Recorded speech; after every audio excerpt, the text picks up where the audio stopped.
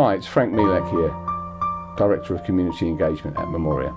At Memoria Kirkleatham, we are really proud of the way the community have embraced our beautiful location here. And of course, we can offer a full range of memorial products, a full range of traditional and lawn burials, and the full Memoria range of cremated remains interment options. Have a look at our Facebook page or indeed our website at Memoria Kirkleatham for full details. Memoria has a mission to provide exceptional standards of service and facility to bereaved families that use its crematoria, burial grounds and cremation gardens of remembrance. This is because it's not only commercially sensible to do so, but because it's an essential act of human decency towards people who have just lost a very loved member of their family, or indeed a friend. Bereavement is the price we must all pay for the joy of loving and being loved. The loss of a loved one is the most stressful, unhappy and traumatic experience that we will face in life. At Memoria, we realise that we're unable to eradicate such pain. We also know it's our responsibility and duty to be as efficient, kind, respectful and polite as is humanly possible to our clients at their time of grief and thereafter when they return to remember their cherished relatives or friends. Therefore, it's our aim to provide immaculately clean and tidy facilities in tranquil and beautiful surroundings, attended by people who are sincerely dedicated to our mission and who take a great pride in their work as a result.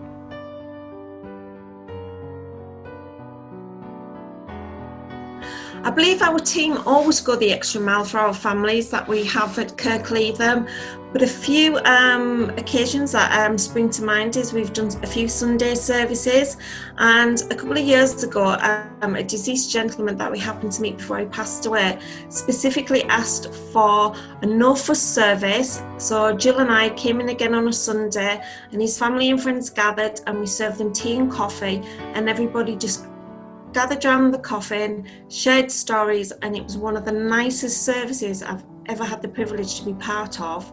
Another instance that springs to mind is just recently we had a service for a young gentleman who passed away, and he was obsessed with Marvel and superheroes. So all of his family and friends were dressing up, as well as the funeral director's company, and we offered Luke, our chapel assistant, to dress up, and he dressed up as Iron Man for the occasion. And that was a fantastic sight, seeing Iron Man and Captain America and Spider-Man walking around the cortege route. So anything we can do for our families to just make things go a little bit easier on their day, we'll try and do it for them. They're going through a lifetime event. They don't know about the other 7 services that will be taking place, and they don't care, and nor should they. And so, we try and train every single member of our teams to always keep that element in the back of their mind, always keep that mission statement in the back of their minds. And the mission statement was really to understand that when somebody passes away, it is the worst experience. If it's a very close relative, it is the most stressful time. It is not divorce. It is not buying a house. It is the loss of your wife or the loss of your husband, or God forbid, which has happened to me out of my 6 children, I lost a child. You know that's the worst thing that ever can happen to you. So we built it on the basis that the client was always right. We want to continue with personal development, and that's something that is hugely important, because of course when you're thinking about continually improving, making sure complacency doesn't set in, and generally ensuring that you have those skill sets that you don't just get on that first occasion, but you're then able to maintain them and develop them as you go forward. If you play Fly Me to the Moon by somebody else other than Frank Sinatra, you would know about it. It's very important to people. So you have to get all of those things right. And in these fantastic facilities with wonderful gardens, you have to do 2 other things. 1, you have to have enough time. That's the worst thing that the public think about cremation, is the queue of funeral directors.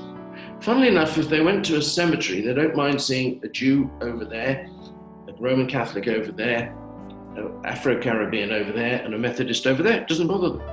But this queue up the drive of a crematorium, that is just a horrid, impersonal conveyor belt. Everything that we do, from the first time we send out an application form to, someone celebrating their 10-year anniversary of the company, everything has to be around that consistency of delivery. Because of course, we do tend to be a long-term employer, and people do tend to join us for a long period of time. We have certain people that are currently with the business that have been here for 8-9 years, working within the crematorium environment.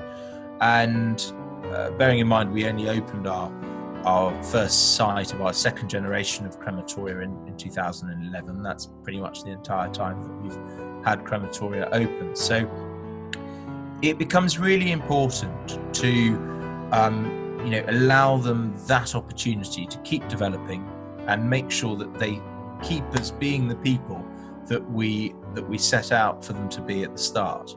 We built it on the basis that the client was always right. That is the mission statement. That is what the staff talk about. That is what they must do, is do unto others as you would have done unto you. Because we can't take away the pain of bereavement, the bleak, unimaginably bleak future that people stare into and think they'll never get better. They will, but I know that because I've lost a son and I did get better. You never forget it, but you do get better. Treating people as you would be treated or would want to be treated is the basis of it.